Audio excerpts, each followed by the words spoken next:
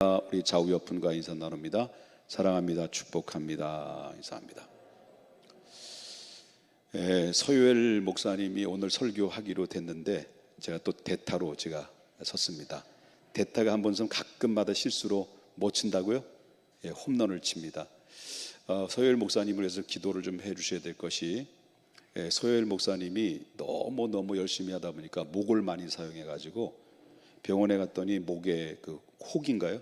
그 혹이 생겨가지고 대학병원에 가서 전신 마취를 해가지고 수술을 해야 될 상황인가 봐요. 그래서 한 달 정도 말을 하지 않아야 된다라고 해서, 그래서 오늘 좀 쉬라고 그랬습니다. 그래서 대학병원에 가서 날짜 정하면 수술을 해야 되기 때문에 그래서 제가 이렇게 섰습니다. 잘 쓴 것 같죠? 별로 기분이 안 좋으신 것 같아가지고. 지난주에 사무엘상에 나오는 말씀 계속해서 전해주려고 합니다. 여러분, 지난 11장에서 나오는 말씀을 여러분이 기억하시는지 잘 모르겠습니다만은, 길앗 야베스라는 곳에서 암몬 족속과 치열한 전쟁을 벌이게 됐습니다.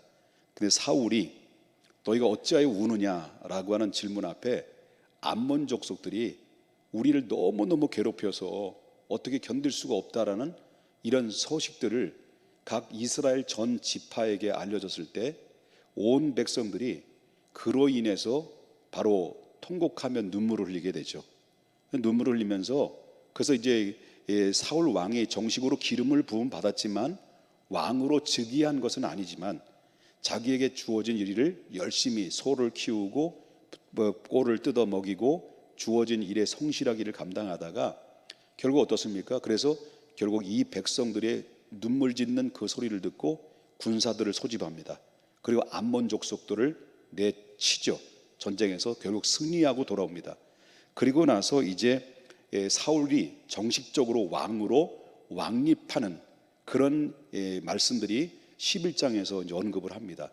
그렇기 때문에 하나님의 기름 부음 받았고 서서히 하나님 앞에 겸손하게 자기 주어진 일에 최선을 다했을 때 하나님께서 때가 되니까 하나님이 작정하고 왕으로 세운 그 사울화를 서서히 등장시키면서 하나님의 역사 앞에 또한 이스라엘 백성들 앞에 왕으로서 이제 왕립되는 그런 일들이 이제 벌어지게 되는 것은 누가 이루시느냐면 하나님이 계획대로 이루어 가셨다는 것을 우리가 보게 된다라고 하는 것이죠. 그리고 나서 이제 사울이 이제 올라가고, 여태까지 사울이 왕이 되기 전에는 누가 이스라엘을 이끌어 갔을까요? 저와 여러분이 성경 어디서 읽었죠? 사무엘상 읽었죠? 그럼 여태까지 사울이 왕으로 최초의 일대 왕으로 등극하기까지는 지금까지 누가 이스라엘을 이끌어 왔어요? 사무엘이 이스라엘을 이끌어 왔습니다. 그때는 왕이 없었기 때문에 이스라엘을 이끌어가는 지도자를 뭐라고 이야기했냐면 사사다라고 했습니다. 사사로 인정받았습니다. 그래서 지금까지 아브라함 때부터 이삭, 야곱에서 애굽에서 430년 동안, 그리고 또 이스라엘 백성이 애굽에서 광야에 나와서 40년 동안 머물다가 가나안 땅에 들어가서 사사 시대가 계속 지나다가 역사 속에 지나다가 마지막 사사로서 누가 쓰임 받았냐면 사무엘이라는 선지자가, 또 선지자며 제사장이며 사사가 하나님 앞에 쓰임 받게 됐죠. 자, 그런 가운데서 그 사사로서 몇 년 동안 쓰임 받게 되냐면 이스라엘의 지도자로서 25년 동안 그 하나님께로부터 쓰임 받고 이스라엘 백성들을 이끌어 갔다는 거죠. 그럼 어느덧 나이가 들었죠. 세월이 흐르면서 나이가 들어서 흰머리가 생기기 시작합니다. 이제는 몸도 예전 같지가 않아요. 이제 리더십도 예전 같지가 않아요. 이제는 하나님께서 바로 이미 오래전에 기름을 부었던 사울을 이제 서서히 등장시키고 이제 사무엘을 그 자리에서 퇴장하는 그런 광경 속에 자기가 있어야 될 위치를 이제 서서히 사무엘은 알게 되겠죠. 그래서 사무엘은 서서히 이제 백성들 앞에 이제 서서히 사라지는 이런 가운데, 이제 오늘 본문에 나오는 말씀은 12장에 나오는 말씀은 이스라엘 백성들을 전체 모아놓고 이제 나는 이 모든 지도자의 직을 내려놓고 사무엘에게 맡기며 나는 물러간다 라는 고별 설교를 하게 되죠. 이제 고별 설교를 하기 전에 오늘 저와 여러분이 1절 말씀부터 5절까지 내용의 말씀은 어떤 말씀이냐면 서론의 말씀이에요.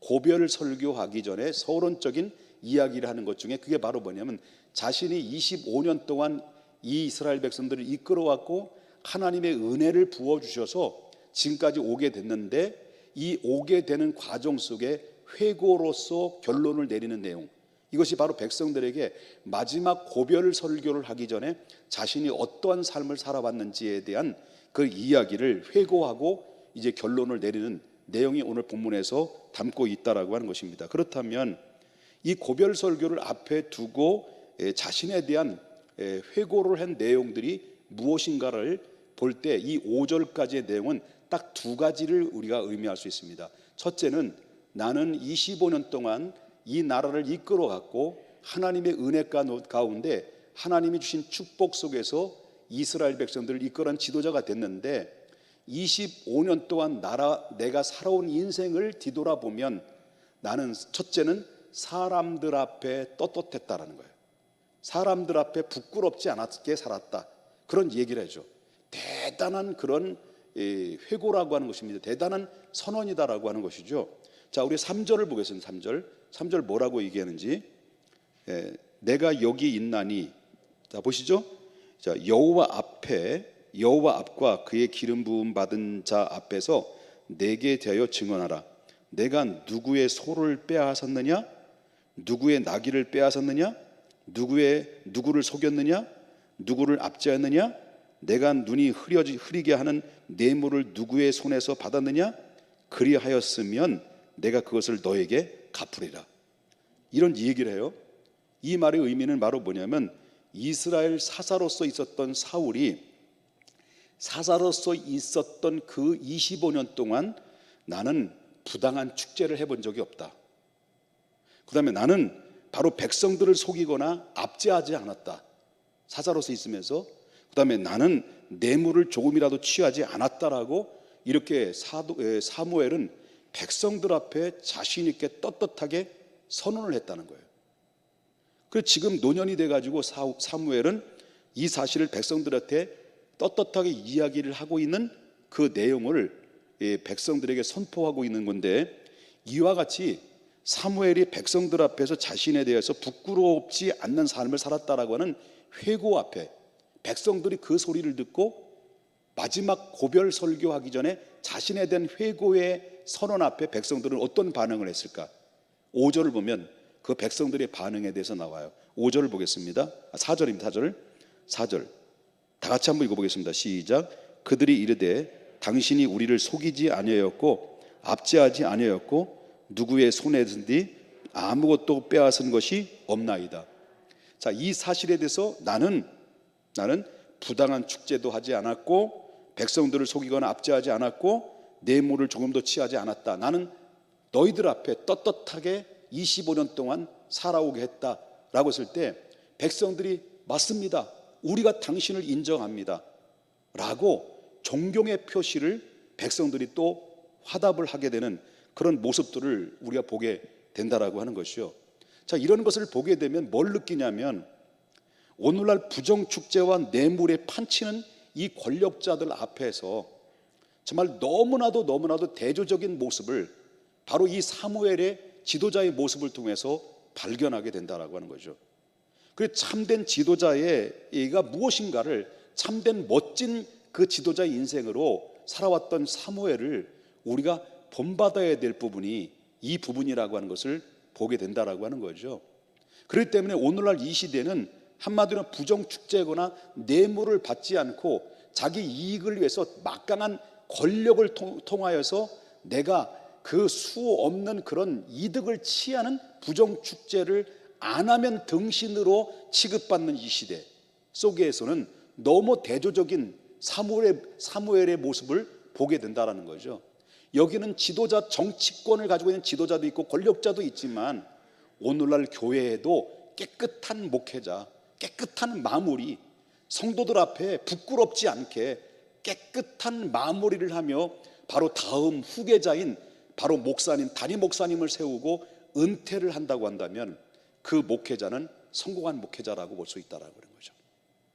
그렇기 때문에 이것은 마치 교회로 접목시킨다고 한다면 이 사무엘은 25년 동안 한 교회에서 목회를 열심히 했는데 이제 사울이라는 담임 목사님, 후임자 목사님을 세워놓고 마지막 성도들 앞에서 고별 설교하기 위해서 앞에 서서 나는 지금까지 25년 동안 살아오면서 나는 부정 축제한 적이 없고 뇌물을 받은 적이 없고 성도들을 압제한 적 없고 강제로 이끌은 적도 없고 나는 하나님의 은혜 가운데 당신들 앞에 떳떳하게 부끄럽지 않게 나는 목회 인생을 살아왔습니다라고 이렇게 얘기한다고 한다면 얼마나 좋겠습니까? 저한테 그런 이야기를 하라고 한다면 난 못할 것 같아요. 맞아, 그렇게 속으로 생각하셨죠 여러분?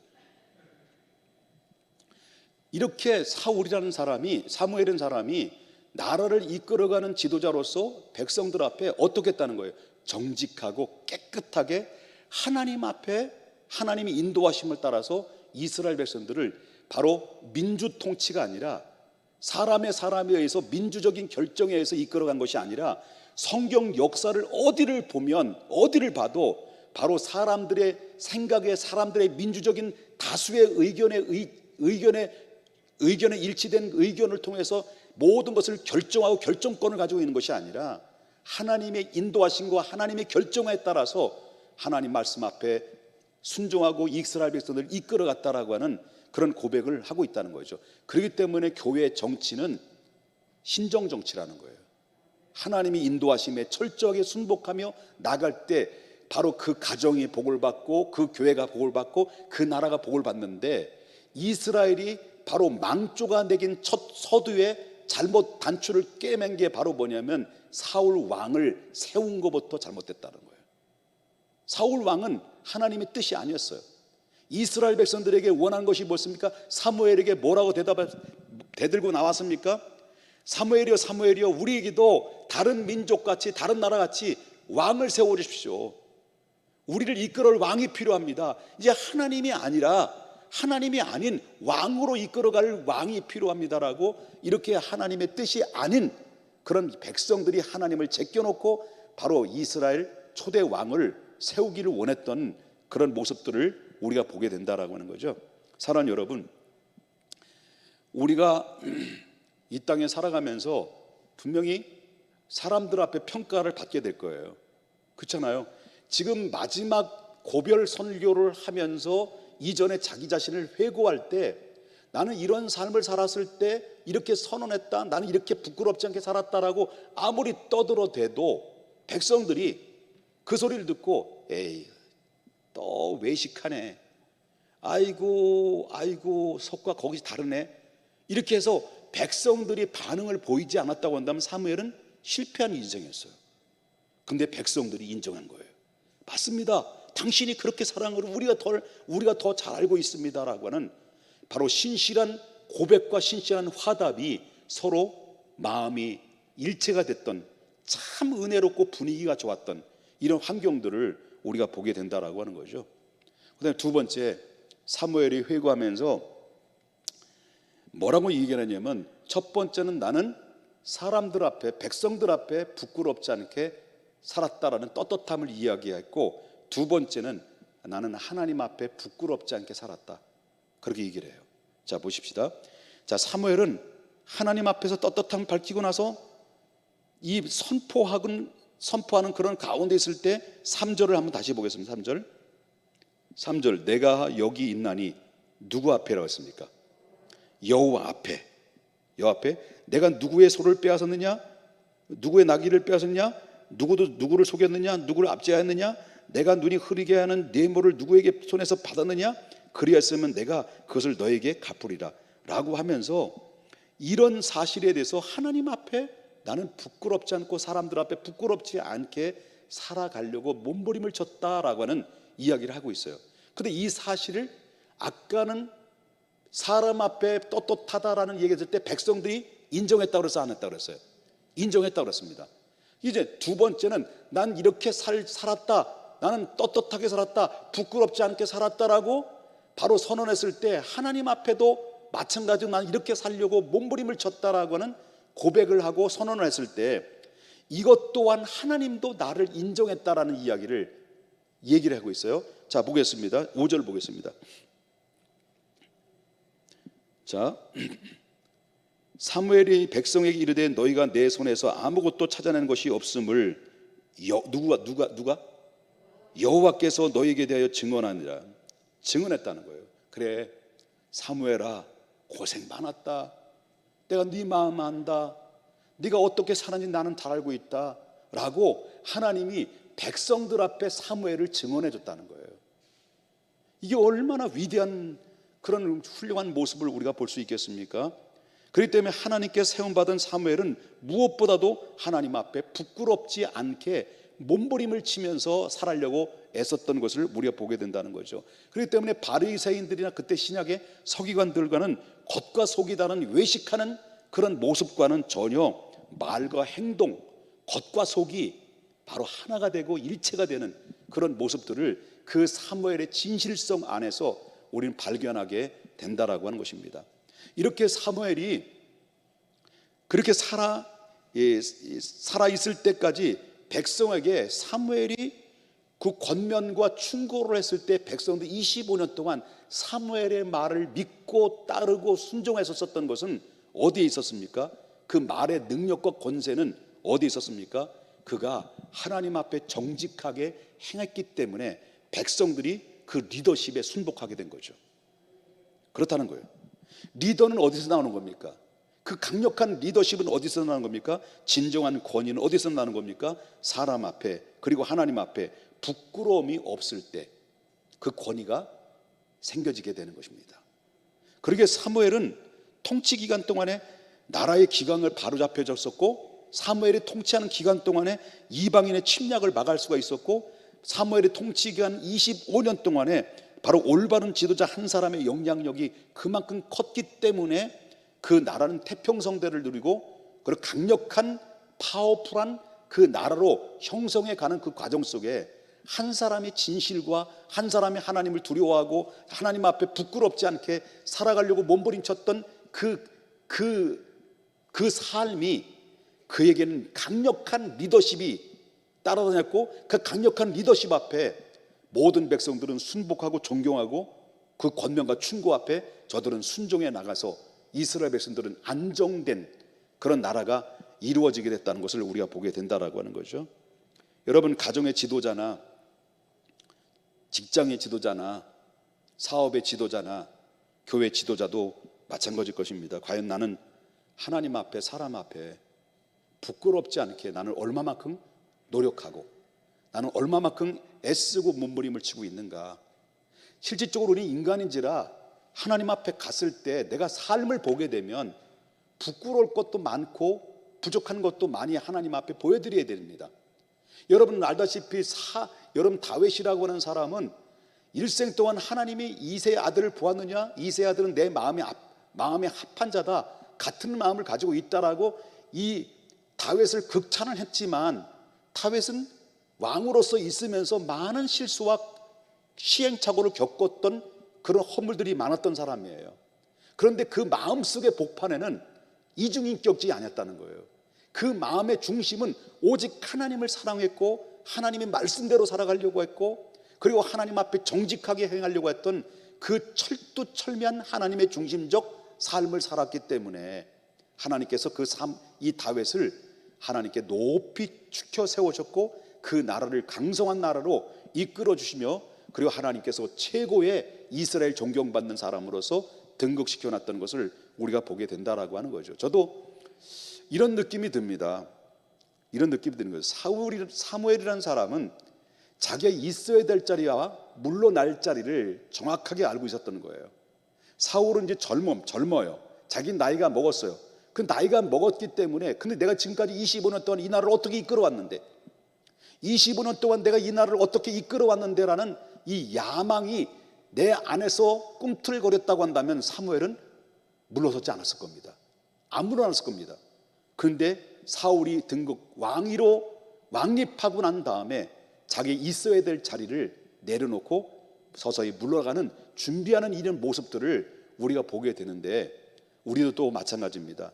정말 하나님 앞에 내 인생을 살아오는 가운데 있을 때 나는 반드시 두 종류를 통해서 평가를 받게 되는데, 사람 앞에 평가를 받는 것과 하나님께 평가를 받습니다. 지금 여태까지 여러분이 우리 인생을 살아오면서 여러분 60평생을 살아왔어요. 여러분은 40평생, 30평생, 20평생까지 살아온 각층의 바로 연대를 가지고 있는 그런 가운데 있는데, 지금까지 여러분의 인생을 살아오면서 나의 인생의 발자취 안에 생겨진 모든 그 삶을 뒤돌아보면, 만약에 나에 대해서 누군가를 평가할 때, 아니면 대중들 앞에 나라는 존재를 평가를 받았을 때 나는 과연 어떤 존재로 평가를 받을 수 있겠는가?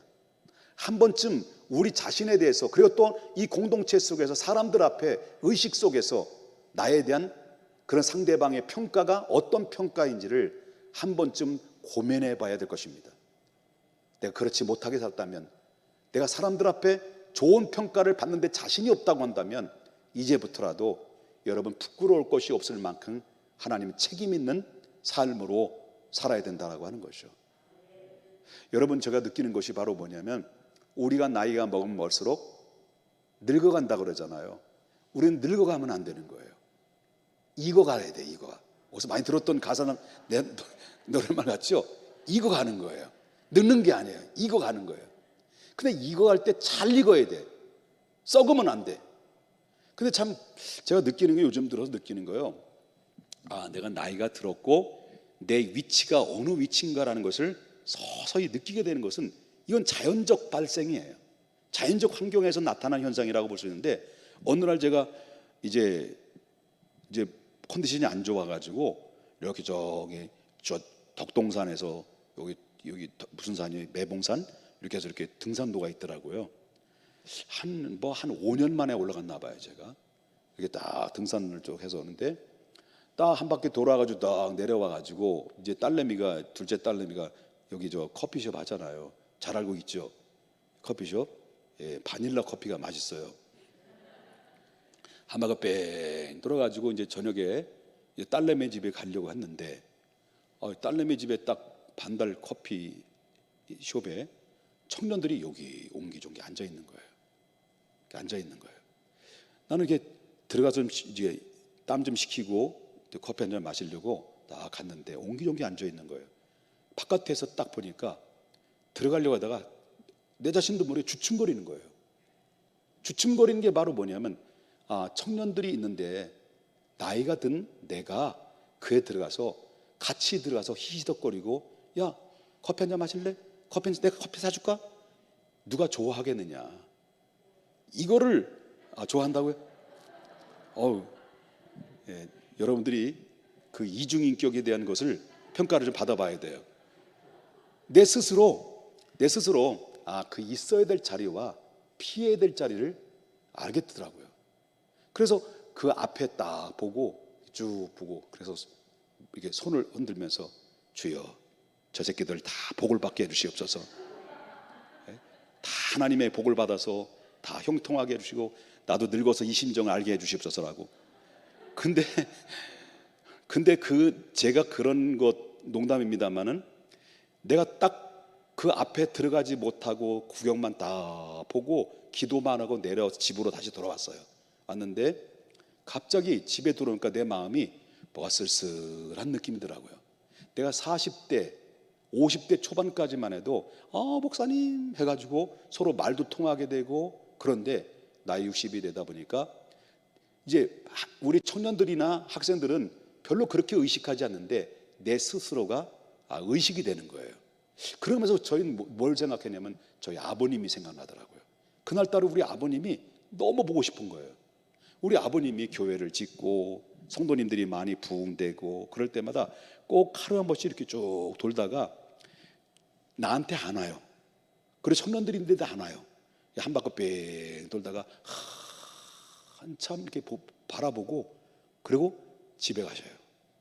이런 모습을 보면서 이 아버지가 저런 모습이 왜 그런 모습이었는가를 몰랐는데, 내가 이 나이가 되다 보니까 이런 심정이었겠구나 라고 하는 그런 모습을 보게 된다. 다시 말한다면 뭐냐면, 우리가 있어야 될 자리와 또 거기에서 내려놔야 될 자리를 분명히 인식하고 살아가는 것이 중요하다. 나이가 60이 됐는데, 나이가 60이 됐는데 짧은 치마를 입고 다닌다.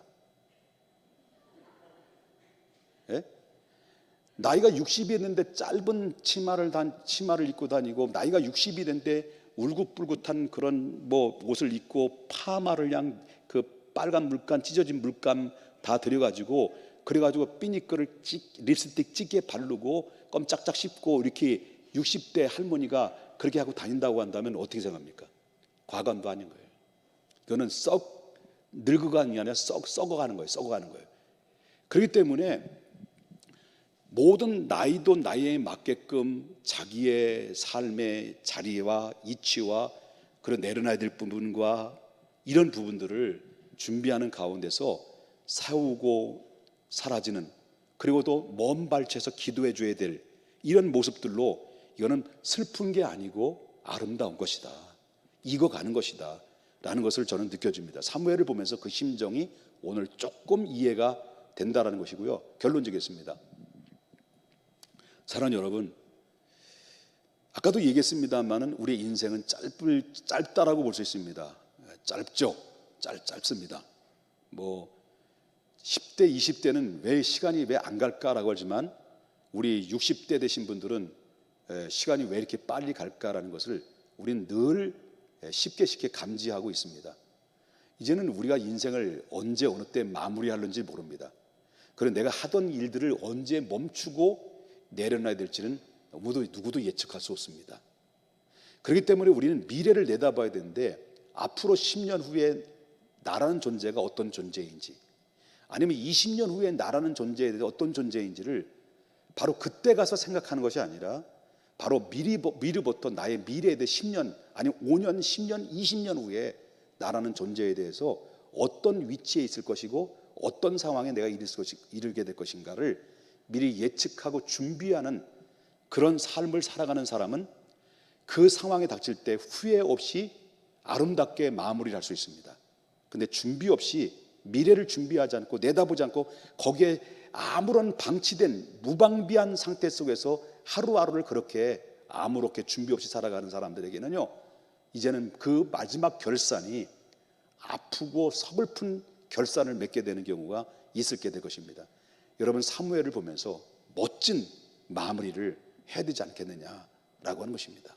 사랑하는 여러분, 사무엘은 사람 앞에, 그 다음에 하나님 앞에 부끄럽지 않으려고 몸부림쳤던 때 성도들도, 아니 백성들도 하나님도 인정했던 것처럼, 우리도 나라는 존재에 대해서 평가를 받았을 때 주변 내 자녀들 앞에, 내 부모님 앞에, 아니면 내 가족 식구들 앞에, 형제들 앞에, 아니면 교회 성도들 앞에, 아니면 또 내 모든 사회 안에 있는 바로 직장 안에서 나라는 존재를 정말 어떻게 평가를 받아야 될지, 나는 지금 어느 정도의 평가를 받고 있는지에 대한 자신이 스스로 조심스럽게 고민해보고, 그리고 내 자신에 대해서 다시 한번 도약할 수 있는, 새로 변화가 될 수 있는 오늘 이 시간, 이 결단의 시간이 오늘 이 밤이 되기를 주님의 이름으로 축원합니다. 찬양하겠습니다.